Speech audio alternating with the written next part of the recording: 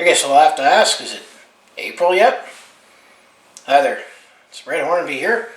Welcome back to my YouTube channel, and I have my Calgary Roughnecks jersey on, as we'll talk a little bit about some Calgary Roughnecks as well as the NLL.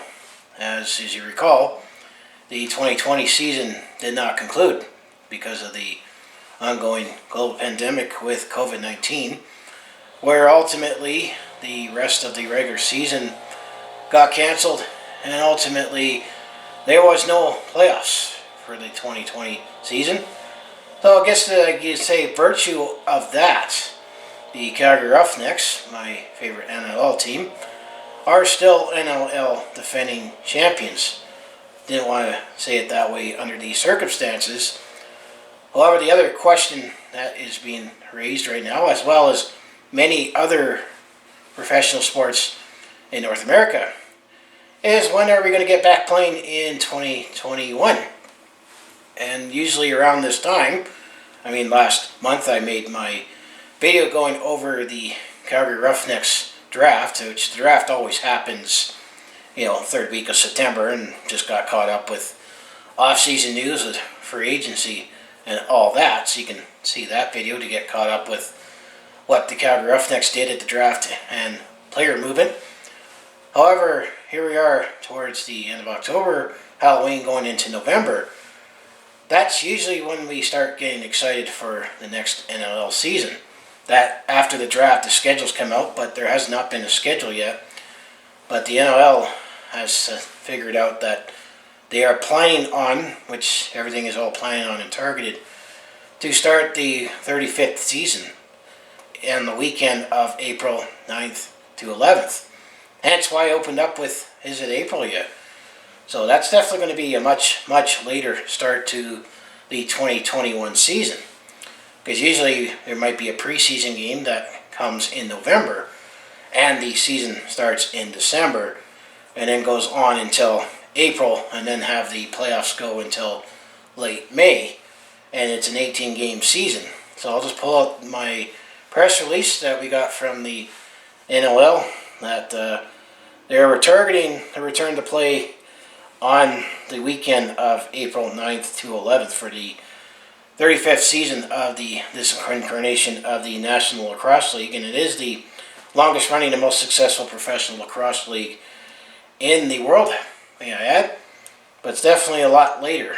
But I would say, like many major league sports, at least when it comes to, let's say, the NFL, which at this stage they've had some fans in attendance, but not at full capacity. The NFL still, has taken a hit with no fans in attendance, but they make a profit with a big lucrative TV deal. Same with the NBA when they did their return to play plan, where they played in Orlando, Florida at the ESPN Wide World of Sports, and then the National Hockey League, where they played in the Bubble Malls in Toronto and Edmonton, and ultimately the Conference Championships and the Stanley Cup Finals were played in Edmonton. And when it comes to the NBA and the NHL, their championships have been awarded. And then Major League Baseball, with the speed bumps they counted, they still played their seasons without fans, and then they eventually got the World Series awarded.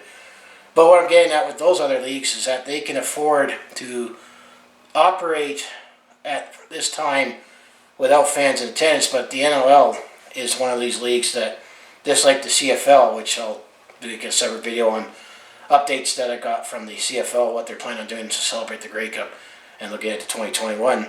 It's a lot more gate-driven, a lot more dependent on fans being in attendance, because the only way you can watch NLL games, which as a season ticket holder, I get a free subscription to Bleacher Report Live. The NLL is not on Sportsnet or TSN up in Canada, or they're not on NBC or ABC Sports down in the US, as I know.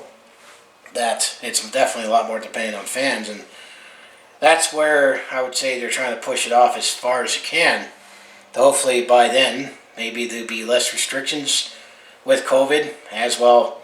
Maybe, you can dream that there could be some kind of vaccine or effective treatment, or hopefully case numbers will start going down again.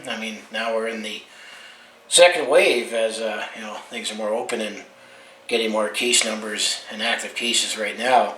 I mean, it's all about trying to be as safe as possible, which that's all it says in the press release, that trying to work with the health authorities and that they're hoping that maybe we can start playing in April. It doesn't say anything yet about how many games.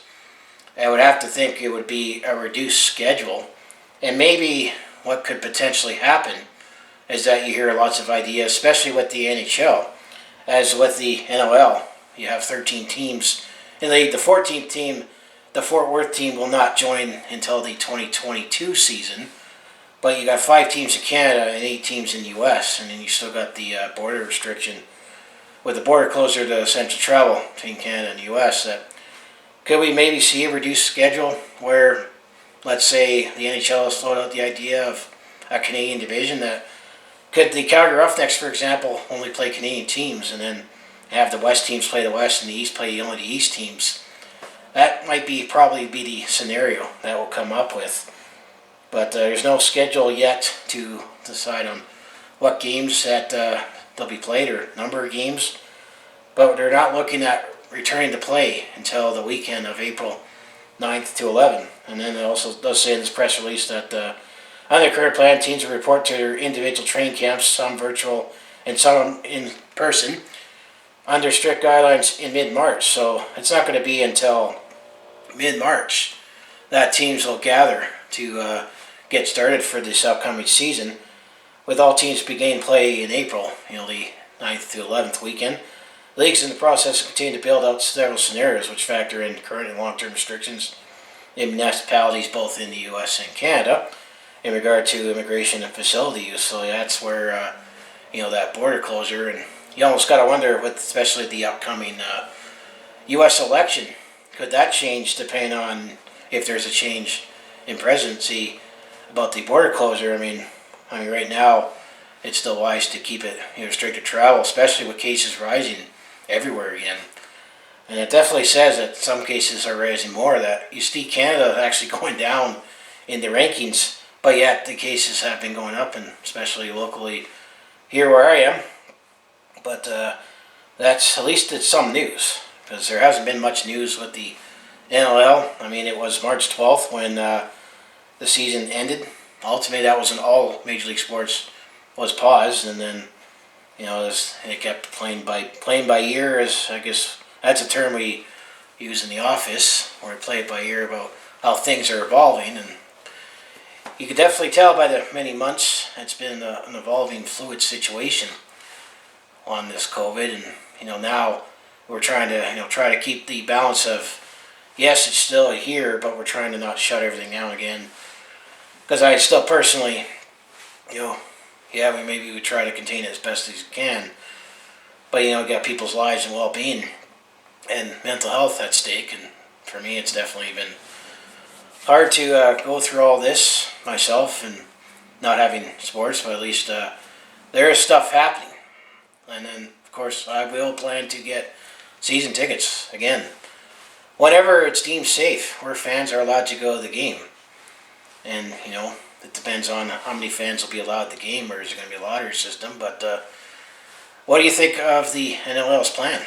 I mean, would you be anxious to go back to the Rough House as soon as possible, is what we call, at the Saddledome in Calgary? Or if you're watching this wherever else you are that has an NL team, would you be anxious to go back to your arena as soon as it's possible, even if there is some restrictions with social distancing or not being, together as much, having to wear a mask? I mean, we just don't know at this stage. I mean, I always got to throw this Back to Future reference in. I don't have a DeLorean to bring it up to 88 to go ahead to April and then come back and say, hey, this is where the COVID is at this stage. But I mean, it's definitely important that sports has to still be around and relevant, because it's a business. And me, myself, it's one way I have as an outlet to show my local pride and just get out. And I mean, been missing all that for like 8 months now, because it's been 8 months since if only I'd known at the end of February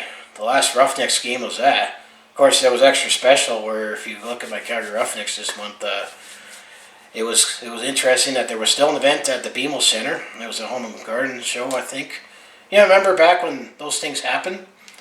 Well, there was a gazebo on the outside, and there was a border collie, and I had to play with the border collie. You know, bring back to my childhood. And then, of course, how that game played out, it was a controversial ending, but I'm going to know at that time that would have been the last sporting event that I would have been at for 8 months. As I haven't gone to any hockey games, I haven't gone to any football games, and I haven't gone to any lacrosse games.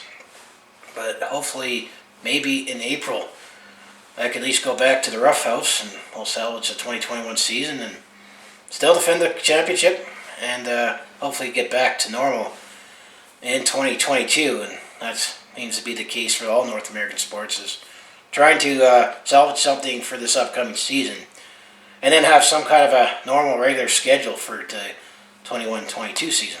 So what do you think of everything? And hopefully we'll have some lacrosse sooner rather than later. So as I say, if you want to follow along with this Calgary sports fan's journey, home of the Flames have been Roughnecks and Stampeders, just make sure you hit like, subscribe. I mostly do talk Calgary sports on my YouTube channel as a Calgary sports fan, but I also do have some personal vlogs, attempt at comedy, and I also do share my experience with Tim on the road or at a sporting event when we are allowed to do all that again, hopefully sooner rather than later.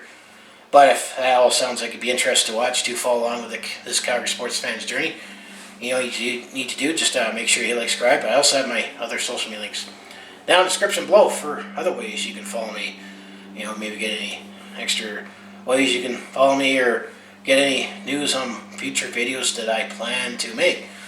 So as I say here, go Next Go, and I'll see you in the next video.